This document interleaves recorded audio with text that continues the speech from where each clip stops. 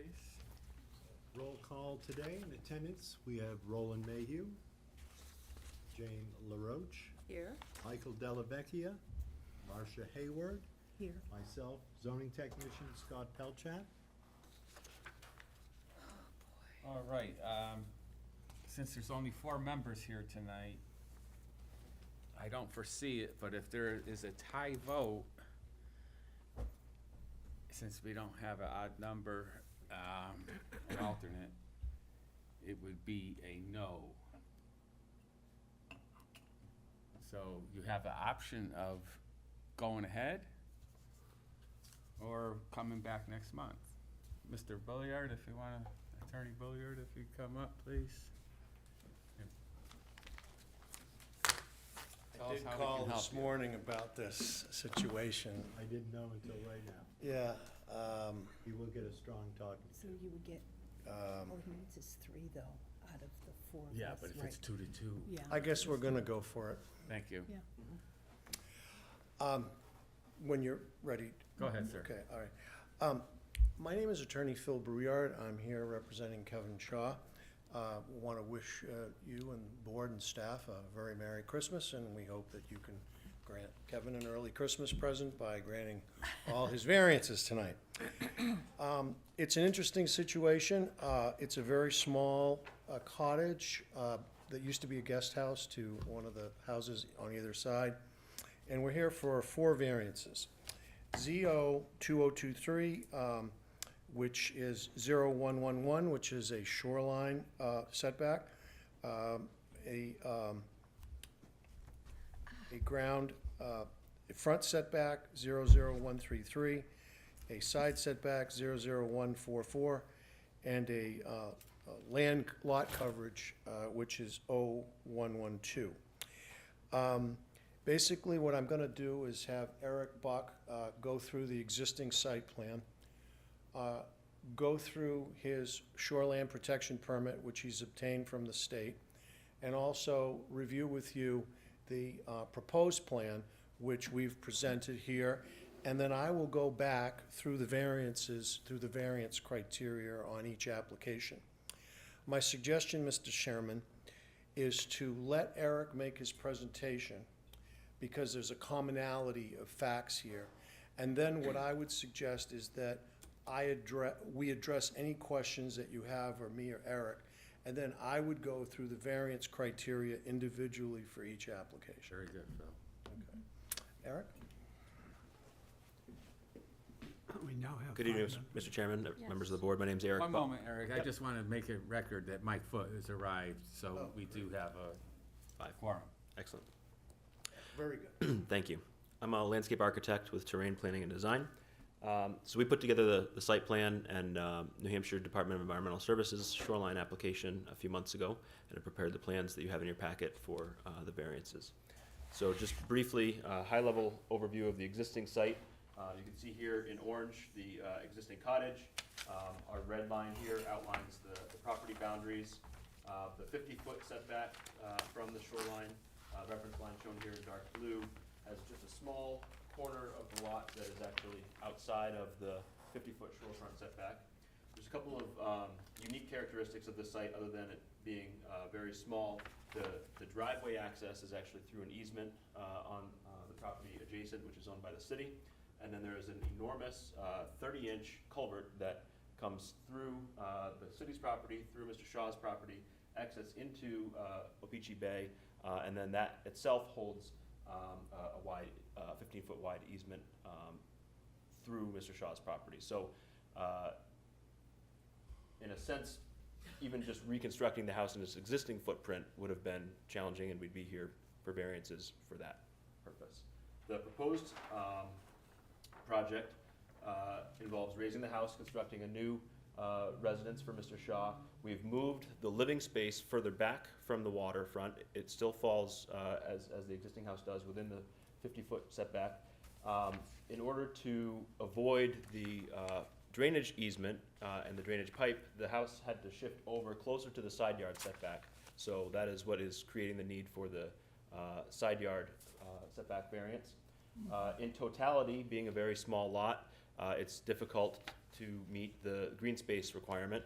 But we have made some advances in the design that hopefully will offset some of that impact. So we have new stormwater management. All of the eave runoff from the roof will be collected and infiltrated into a new bioretention area. We proposed a new permeable driveway system on the driveway that Mr. Shaw has an easement for on the city's property, so that will take care of stormwater infiltration coming off of the main driveway. The bioswale, as well as the landscaping around the property, will have native species incorporated as far as plant material goes. So we know we're not meeting the green space criteria, but we feel that the landscape design is taking a good step forward beyond what the existing site has. We're actually increasing the green space with the new design. Right now, there's coverage of 37%, and we're going down to 30.8. So we're actually making an improvement so that there will be more permeable soil available. And also, to give you some perspective, this lot is only 3,770 square feet. If you take the 70% green space, that only leaves 1,131 square feet of space. So this is a very small lot, but fortunately it has water and sewer, so. Yeah, there's the stuff about the green space right there. Could you Covers- talk about the permit a little bit? Yeah, so we applied to New Hampshire Department of Environmental Services. We received our shoreline permit in October, early October. They had no questions really about the project as we applied. It was pretty straightforward. As Mr. Briard said, it's city sewer, so we don't have a septic permit with the state on file because there isn't one needed. But the design does move the house backwards from the lake. That's one of the sales points. And also, the city has an easement for that large 30-foot pipe that almost drains that whole area of Lakeport. Without that pipe, I don't know what we'd do on days like today, but that pipe was cranking today. So if something happened to that pipe, under this scenario, it's accessible without destroying the house or doing anything else.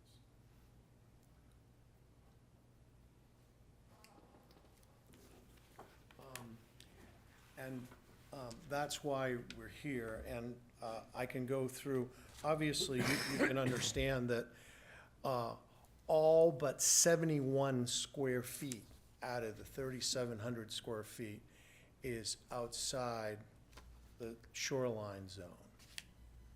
So there's no way that this whole property's in the shoreline zone. So that's why we need a variance for that. And again, with the lot coverage, we've made strides.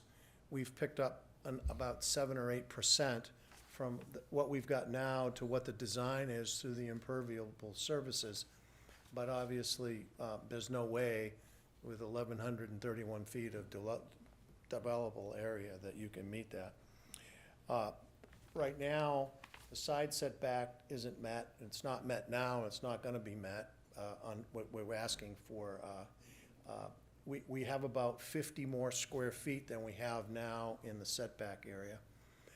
And the front setback is kind of a misnomer, if you ask me, in this case, because usually you have a front setback from the road, which is Chapin Terrace, but when the city owns the lot in front of the road, they're still considering this line, the front setback from Chapin Terrace, which it really isn't.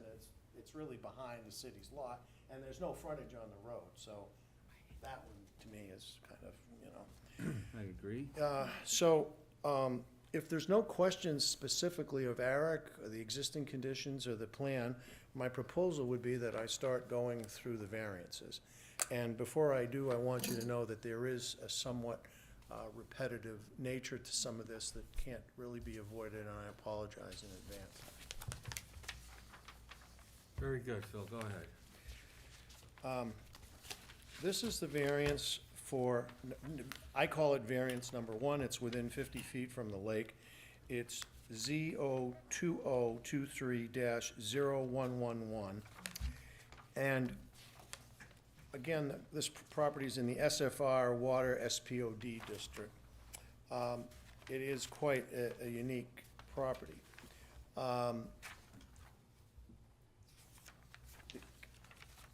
The applicant satisfies the 5 elements. This is for the 50 feet from the shoreline. The variance is not contrary to the public interest because upgrading substandard single-family residence housing in the SFR Water SPOD zone and moving the structure further away from Lake Opeechee satisfies the ordinance's basic zoning objectives. Demolishing and upgrading the home on the lot would not alter the essential character of the neighborhood, and in fact, the new structure would be more in character of the existing homes abutting the lot. Granting the variance would not threaten the public health, safety, or welfare of the city and its inhabitants or abutting property owners. In fact, an updated, more building code compliant new home would be better and safer housing stock for the city. 2, the spirit of the ordinance is observed and residential use of the property is not contrary to the spirit of the ordinance. The property is in the SFR Water SPOD zone, which allows single-family housing on this pre-existing non-conforming lot of 3,770 square feet. The existing structure has been in place for over 60 years and has not caused any harm to the health, safety, or general welfare of the community.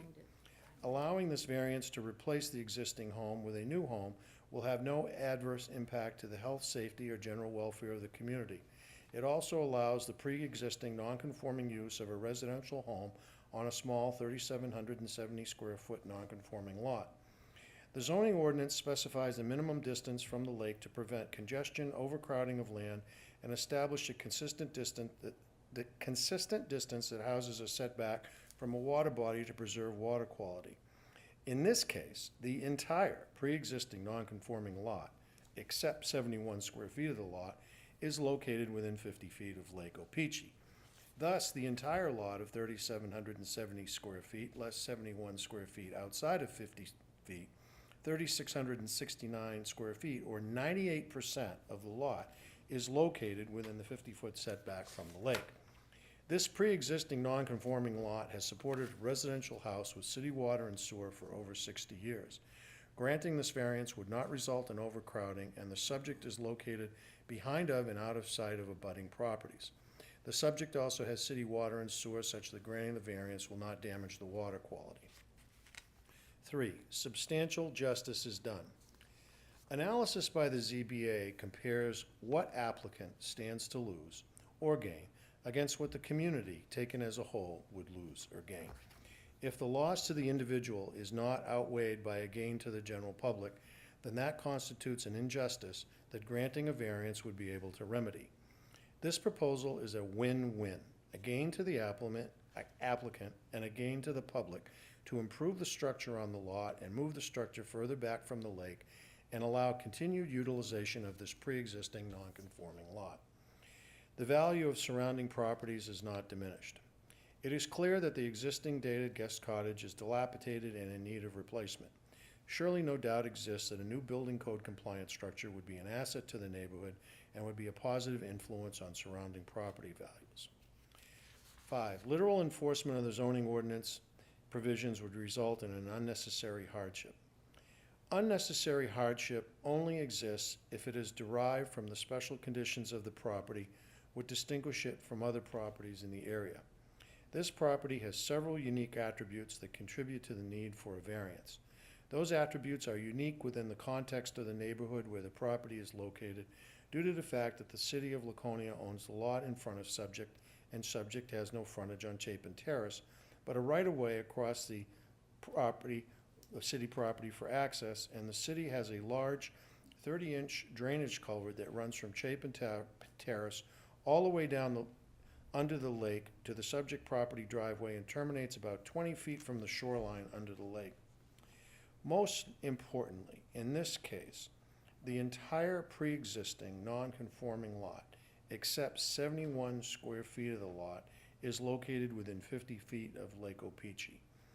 Thus, 98% of the lot is located within the 50-foot setback from the lake. This pre-existing non-conforming lot has supported a house with city water and sewer for over 60 years.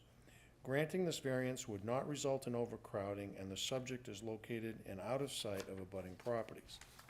The subject also has city water and sewer such that granting the variance will not damage water quality. This property has the special condition of being 98% located within the 50-foot water body setback, such there is no other place to locate a structure except within the 50-foot setback area. In fact, the existing house is located within the 50-foot setback area and has been for over 60 years.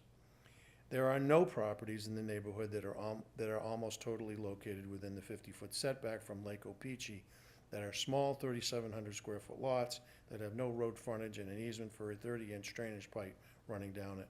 Such there is no doubt that this property has special conditions that constitute unnecessary hardship that justify the need for variance. Now, Mr. Chairman, I don't know if you want to vote on each one individually and then let me go on to the next one. It might be simpler, or if you want me to read all of them and then you can decide how you'd like to handle it. I think you have to vote on each one individually. We do. We have to. Yes, we do. Yeah, and his comments to me, are pretty much the same, except when you come to the specific aspect the variance is asking for. Like right now, he's talking about the 50-foot setback, and that his answers will be the same on all the variances except for that particular part, so. Right. You know, I think if he addressed just for each one, rather than going through the repetitive parts, that he just addressed the particular criteria that we're doing the variance on. So he doesn't have to reread all of it for each one. Well, I just think, I Christmas mean, time.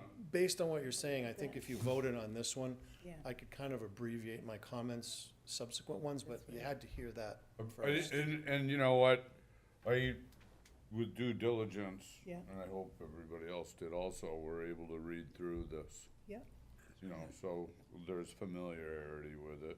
yeah. But yeah, I think it's, depends upon how you're gonna use your record for each vote. Are you gonna accept what he says, very articulate, Yes. and he lays it out well? Yes, He does our yeah. job. It's written and submitted as well, by the way. Very good. Yes. Thank you, Yeah. Phil. We So just some appreciate your diligence on it. Yeah. considerations. You do all our work. But I do think it would make sense to vote on this one, move on, let's go on to the next one, Yep. vote on that, move Yeah. on. Because We that's have the, Well, but, do I have a spot right here? In it, if it was either the shoreline, the rear setback, which is bonded on the city, or the sides, which, you know, everything is needed, you can't just say no to one. Correct. You know what I mean? Would be silly. So I don't mind hearing the whole testimony and then voting on Fourth each time. one. I'm here at the pleasure of the board. You tell me what you want to do, I'll You keep still going need to vote and, on each one individually, or you? Sure, vote- whatever, you guys are, After Phil's presentation. Mr. Okay. Chair, do you want to do public discussion for each variance, or do you want to do them all at? All at once. Okay. okay, I'll move on to the second one then, how's that? Thank you, Phil. Okay. This is variance number 2, less than 70% green space. This is ZO 2023-0112. I will try to abbreviate some of the comments, but you can read along with me if you'd wish. This is the 5 elements for a variance from 70% green space. Basically, the variance is not contrary to the public interest. There's basically no change between that and what I stated before. The spirit of the, number 2, the spirit of the ordinance is not contrary to the spirit of the ordinance. The zoning ordinance specifies a 70% green space to construct a new home to prevent congestion, overcrowding of land, and prevent pollution. In this case, the existing house has 62% green space, and the proposed site layout approval by the state has 63.98 green space, only 6.02% less than required. We are also decreasing the amount of impervious area on the site. The parcel has 1,432 square feet, 37.98% impervious area, and we are reducing that to 1,144 square feet, or 30.3%, with the proposed improvements. This will improve stormwater infiltration and increase the overall permeability of the site. Lastly, again, the board should consider the small size of the lot, 3,770 square feet. 70% green space for this lot is 2,639 square feet, which leaves only 1,131 square feet for development. I submit to you that the shoreland lot coverage zone was not enacted to unduly restrict development of the shoreline properties to prevent reasonable development appropriate to the site, and that therefore a variance is granted. In other words, this ordinance wasn't designed to restrict development, but in this case, it would because of the small size of the lot. Again, the substantial justice relates to the loss to the individual is outweighed by the gain to the city. Again, this is a win-win proposition because the gain to the applicant and a gain to the public, and also we're actually decreasing the lot coverage. The value of surrounding properties is not diminished, as you can understand from a new home. The unnecessary hardship is basically the same. In this case, the existing house has 62% green space, and the proposed site layout approved by the state has 63.98%, only 6.02 less than required. So basically, it's almost a miracle that based on this lot, we're that close to actually complying with that. And so, again, the zoning ordinance was not, this particular part of the ordinance was not enacted to unduly restrict development of shoreline properties. So that's what I have on variance number 2, less than 70% green space. And I propose to move on to variance number 3, which is the front setback, which is ZO2023-0113. This is the front setback. Again, I really feel like that's a misnomer in this case, because the city owns this land, which is on Shaker Terrace, and basically, this house doesn't have a front setback, it doesn't have a front yard, you know, I mean, it's not fronting on a road. It's not what the zoning ordinance intended for a front setback. The variance criteria, number 1 is the variance is not contrary to the public interest. That's pretty much the same as all the other variances.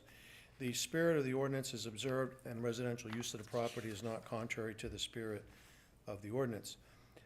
The property is in the SFR Water SPOD zone, which allows a single-family house. This has been there for 60 years. The zoning ordinance specifies a minimum distance from the front boundary to prevent congestion and overcrowding of land and establish a consistent distance that houses are set back from a city street or property line. In this case, the city of Laconia owns the lot in front of the subject property, and subject property has no frontage on Chapin Terrace, such that this variance does not violate the spirit and intent of the ordinance, because granting the variance would not result in overcrowding, and the subject is located behind and out of sight of abutting properties. Again, substantial justice is done because this is a win-win situation. Obviously, there's the loss to Kevin far exceeds what the city could gain by not allowing this. The value of the properties are not diminished, obviously, by a new house. And unnecessary hardship is derived from the special conditions of the property, which distinguish it from other properties. In addition to everything else I've said, again, in this particular house, this particular property that actually has no frontage on any road, the front setback's kind of a misnomer, actually. So that's another reason that a variance is necessary, because this is a hardship related to this particular kind of property, this particular property. That concludes what I have to say on the front setback. If I may, I address the last one. Go ahead, He's Attorney moving Sawyer. along. ZO2023-0114. This is the side setback. I want to be clear that we're already in the side setback. And the state wanted us to move back and sidewards to get away from that drainage pipe. So that was done at their request. So obviously, when you have a small lot and you're trying to get further away from the lake and you're trying to go sideways, there is a trade-off. Fortunately, if you look at the photos, the way the land drops off, the topography, the hollow, and the thickness of the vegetation, you know, I've been out there, we tried to take photos, we showed you drone front pictures and everything. It's basically, you can't even see the existing house, so you're not really gonna see the next house. Now, it is close, but I'm gonna go into the exact dimensions here shortly. But as far as the 5 variance criteria for the side setback, the variance is not contrary to the public interest because this house has been here violating the setback for over 60 years, and there's been no damage or problems or issues. And obviously, if there was ever an emergency response of any kind, it would come down the driveway. It's not gonna go over the sewer pumping station, you know. So obviously, upgrading a standard single-family house would grant the variances. Edict that the variance not be contrary to the public interest. The zoning ordinance specifies a minimum distance from the side boundary to prevent a congestion and overcrowding of land and establish a consistent distance that houses are set back from the property line. In this case, the city owns the lot in front of the property, so it has no frontage on Chapin Terrace, so that this variance does not violate the spirit and intent of the ordinance. Only 80 square feet of the proposed building encroaches closer to the property line. The existing encroachment is 30 square feet. So the result of granting the variance will be only 50 more square feet. The subject is presently located within 10-foot setback of the abutter, 5 feet 2 inches from the side property line. The proposed setback is 1 foot 10 inches, which results from moving the structure back from the lake as required by the state pursuant to the approval of the shoreland permit. The reason for that, as we've explained, is the city's large drainage easement and the fact that we're moving the house further away from the lake. So, obviously, this is the trade-off of doing that. This side setback area is in a densely wooded boundary between the abutting property and subject and is located in a hollow below the line of sight and adjacent to the garage side of the abutting property. The screening of the densely wooded side setback area is very occlusive, and I invite you to look at the photos of that. Another reason for the ZBA to consider is the reason the state DES wanted to move the property back from the lake. The city of Laconia has a large 30-inch drainage culvert that runs from Chapin Terrace all the way down to the lake under the subject property and terminates about 20 feet from the shoreline under the lake. The DES wanted to make sure that in the event this large surface drainage pipe needed repair or replacement, that the work could be done without substantially damaging the new home to be constructed. Also, the ZBA should consider that moving the house further back from the lake protects the shoreline and water quality. And again, we're reducing the lot coverage about 8%. Substantial justice is done because the loss to Kevin is outweighed by a gain to the general public, and certainly the proposal is a win-win, a gain to the applicant and a gain to the public to improve the structure on the lot and move the structure further back from the lake while protecting the city's easement for a drainage culvert. Obviously, the value of the surrounding properties is not diminished. The dense vegetation along the side boundary with the abutter is so dense and occlusive that little perceptible difference between the current structure and proposed structure will be observed by the abutter. And we tried to show you some photos to that effect.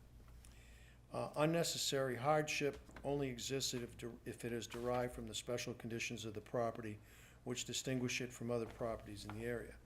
This property has several unique attributes which contribute to the need for a variance. We've discussed those and the fact that the city of Laconia owns a lot in front and subject has no frontage but a right-of-way for access, and the city has a large 30-inch culvert that runs from Chapin Terrace.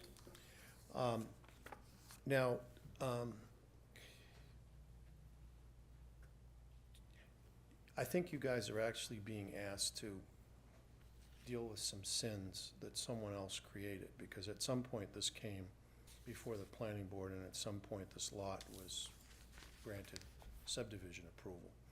So, What you say, 60 years ago? a long time ago. So I'm just saying that if you're saying to yourself, gee, why is there a 3,770 square foot lot? Well, I don't know, but there is one. And the house on it is very old and dilapidated. And it needs to kind of go where it has to go because of the shoreline permit and the water pipe. And if you have any other questions, I'd be happy to answer them. But if you, that old adage about the rock and the hard place really applies in this particular situation. There's a parking spot next to the pump station, next to the wooden fence. That's up above, That actually. belongs to The city. the city, that parking spot. Yeah, all that stuff belongs to Did the city put that fence in too? Yes. Just recently, because it looks new. That parking spot is actually owned 3/4 by the neighbor. Mm. Found that out when we did all the surveys for the new fence. But it's a city fence. City fence, city just put that up. That's recent, They the took fence. down the old fence and Okay. replaced it, All right, nice. Bill? Yeah. Is this a year-round home or some? It is, barely. barely. It's gonna be more, Right it's now gonna be year-round now. It's gonna have a full foundation and all that. you know. The other thing I'm wondering is, you thinking that's a pretty steep driveway. Can you get emergency vehicles down in there so they can turn around? Yeah, they do. The city comes down and they plow that, don't they? Not the driveway. Yeah, I've always maintained that as Yeah. long as I've owned it. yeah. You don't have any trouble plowing it, no? No, we snow blow it. He's got 2 snow blowers. The sun hits it first thing in the morning, melts right away. Works Yeah. magic. If there's any more questions, I'd love to address them. The access coming in over the city property. And I'm curious, cause it's kind of the city thing here, is there a driveway permit that exists with this property? It's a great question. The city did put a new driveway in when they put that culvert in. And the reason the culvert runs down through the driveway is because the city's idea was to have it come down. The old pipe ran under the yard of 26 Chapin, which the Donnellys own, who are here. And Jack Wilkins owned the property, many of you guys remember Jack. Yeah. And so it was gonna not go through the wall anymore, it was gonna be buried. It was gonna be 30 inches in diameter. 15 inches would be above the bottom of the lake, so it would have gone right through our swimming area. At the time, I'm a realtor, I had Jack's house for sale, I didn't think that was really gonna help our cause, so it was actually my idea to run it down the driveway and have it go out underneath my yard. Here we are, years later, What year was this? probably 4 years ago. Alright. So, Just so I have an idea. Well, So, my everybody's been, question, yeah. my So it's question come goes back. on, cause now you're helping my brain yeah, learn it. So who holds the driveway permit? Is it the city holding their own permit? Yeah, the Because ci- just as a cautionary tale, once I recognized that I had an idea about access that wasn't, the question was, do you have a permit for it? And I'm like, God, the thing's it's- been here longer than I have. well, the city doesn't need to get a permit on its own. I know, so just. So I mean, as a- so he just has a right of way over that anyway. And they do all the maintenance for Well, he it. snow blows hit so we can go up and down, but they maintain the sewer pumping station. they don't, they've never maintained the driveway. When I No, bought that's it- not what I'm asking. Yeah, But it's just that crossing as you come into it, whatever their apron is. yeah. they're Well, brown. actually, to come off the road, I have to cross their driveway, 26 Chapin. Oh. Right at the very beginning. We're fine with I that. guess. And that's fine too, but just check, update if there's a permit. And I know that they have a way that they like to see stuff constructed. Well, It's only $10, but it's a dangerous pit. I'm sorry these things were a little repetitive, but when you have to address the 5 criteria, that some of the rationale is the same. You did a great job, Phil. Yeah, Another Any other question, questions? yes, I have one. It's gonna be a 3-story house. The 3rd story is going to be about even with Chapin Terrace. No, Doesn't it look like that you're gonna have a house, and you're gonna have open space around the house, and then, well, I have given the chairman a little sketch. The lake side is about 38 feet, and the Chapin, closer to Chapin Terrace is like 30 feet. And when you do the average, it meets the height requirement. So, no, I'm not looking at the height requirement. That's not my concern. okay, My concern is from the third story to the Chapin Terrace Road, there's gonna be a gap. actually, it drops off very, can you explain the grades? Eric? So Chapin Terrace is up here. The driveway entrance is at 510. And our first floor elevation is down at 503 and a half. I still don't understand. The basement elevation on the lake side will be 494.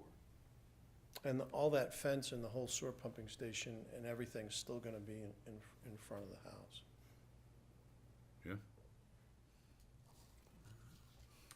A good, Yeah, maybe look at the architectural elevation there. yeah, and if you folks know those little condominiums that are located on Opeachy Street, and see, when you drive up Opeachy Street and you look at them, that's gonna be, that was the model for Kevin's house. So that's gonna be the height from that driveway up to the top there. There is a walkout over there on theirs too, but it's not, but again, it's level with, more or less level with Opeachy Street, but in Kevin's situation, it's 15 feet lower than the street where that's gonna be. So it's not gonna tower, you might actually see his house now, Yeah. Harmon. But in other words, you don't see his house now, but you might actually see the peak of the roof. But again, it's within the height limitation.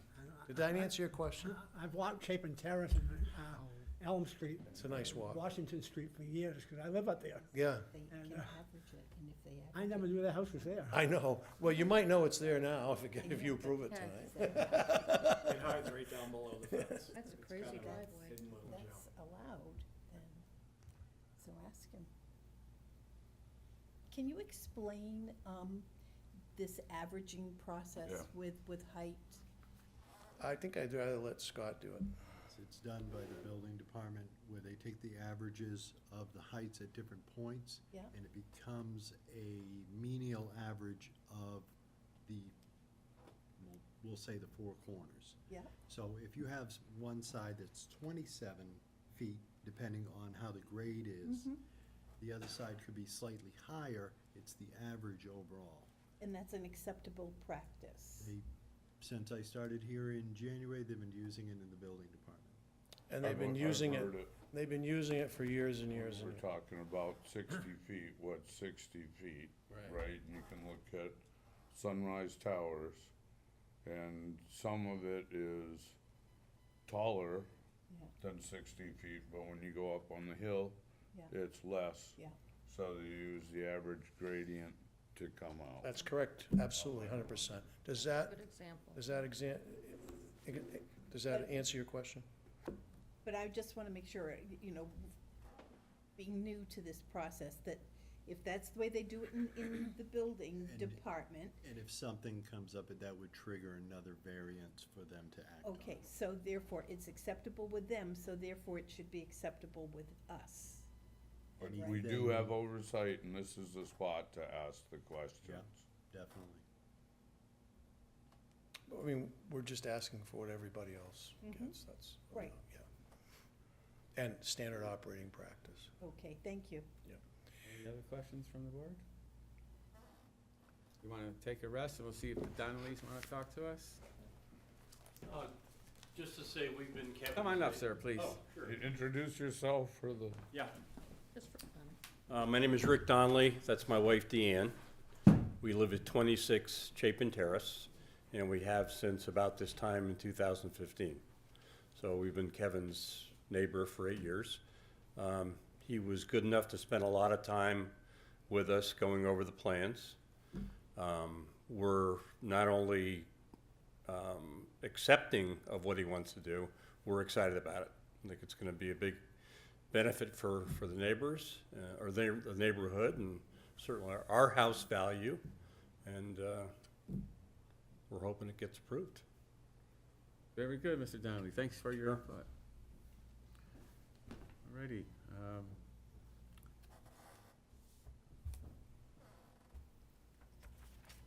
You ready? Any more members? Sure. Do you want to take each variance at a time? Is that all the public input? That's, nobody else is here. All right. Do we have to say it just for? Oh, is there anybody else from the public would like to speak for or against this matter? Speak now, okay. It's time for board discussion, I guess. The only thing I was concerned is, those cottages that are next door to the Margate, they're only 16-foot square, and they went 36 feet high, and they look horrible, and I don't want to repeat that. This building looks a little better, and it's 26 feet square instead of 16. Bigger, yeah. And it does have a peaked roof, and it looks like an attractive building. The Donnellys are right next door, they're for it, so why should we not be for it? I don't have any objections. I will look for a motion from the board. Shall we take one variance at a Yep. time? Offer any Yeah, comments? absolutely. Can we offer any comments before we vote? Yes. Well, this is, This is the he asked, time. this is We- the we- done. Go ahead, Roland. I wasn't done. All right, welcome. When I first looked at this project, I said, no way, there's no, and it just can't work. There's too much building on too small a piece of land. But when I heard Phil tonight, I think it possibly can work, and so I just, Like he explained, this was probably one lot at one time before sewers. And the city probably grabbed that land for the pump station and let the lot stay. yeah. I'm guessing that's what happened 50 years ago, but who knows?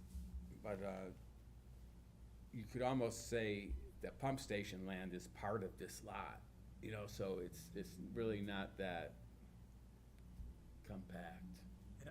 as it may appear. When I first looked at this and I was sitting there, I was like, no way.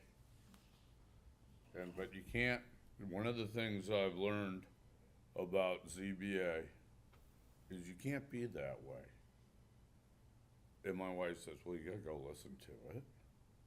And so I did, and now I understand the dynamics of it. And in my brain, before I came in, I said, they're gonna have to do pretty good to convince me. And now, let's go. All right. Any other discussion? I'm good. I'll look for a motion. I'll make a motion to grant the variance for applicant 2023-0111 to give a variance for Article 4, Section 235-19, lowercase f2b, which will allow for the new structure to be within the 50-foot shoreline permit for the reasons stated in the application. I have a motion. I'll Thank you, Roland. Any further discussion? All in favor? Aye. That's unanimous. Marcia, you did vote? Oh, I'm yes? sorry, Oh, yes. Thank you. Yes. I'm looking at her. I thought she was gonna change her mind. No. I've seen It's happened before. What, that Marcia's changed? No, her no, mind? no, no. People Oh. make a motion, No, then they oh, vote there against There was a it. gentleman to your Oh, left. I'm sorry. No, go I ahead, thought you were talking please. about Marcia. No. No. Okay. Do you want me to make the Moving second? right along, Okay, yeah, moving moving right right along, I would like to grant the variance for application 2023-00112, I'm sorry, 0112, to give a variance from Article 4, Section 235-19, F2D, which is for green space, and to, again, use the rationale presented in the application. I will second. Thank you, Jane. Any further discussion of that? All in favor? Unanimous. I make a motion to grant the variance for application 2023-0113, a variance from Article 6 from the dimensional standards for the, which setback is that one? Side. Oh, that was from the front, I think, the front setback. Yes. Is for this variance, and again, to use the rationale presented in the application. Second. Thank you, Roland. Any further discussion? All in favor? Unanimous again. One more. Okay, to grant the variance for application 2023-0114, a variance for the side setback, which is a variance again from Article 6 in the dimensional standards for side setback, again, using the rationale as presented in the application. I will second. Second. Thank you, Jane. You're too late, Roland. Any more discussion? All in Beat me favor? this time. Aye. Mr. Shaw, enjoy your new house. It's a lovely spot. Merry Christmas. Thank you for listening. It was quite a mouthful, so No, Good holidays to you all. thank I you as think well. it's an attractive I mean, looking structure. Bill is so prepared. I mean, he's perfect. Yeah. Moving right along, we did not Do the accept the minutes. minutes from Right. last month's meeting, That's right. so we have to, thank you, folks. Everybody review the minutes Yes. and motion to accept. I will make a motion to accept the minutes from last Second. month's meeting. Thank you, Jane, Roland, all in favor? No further discussion? What else is up? I know you're gonna give out Christmas bonuses.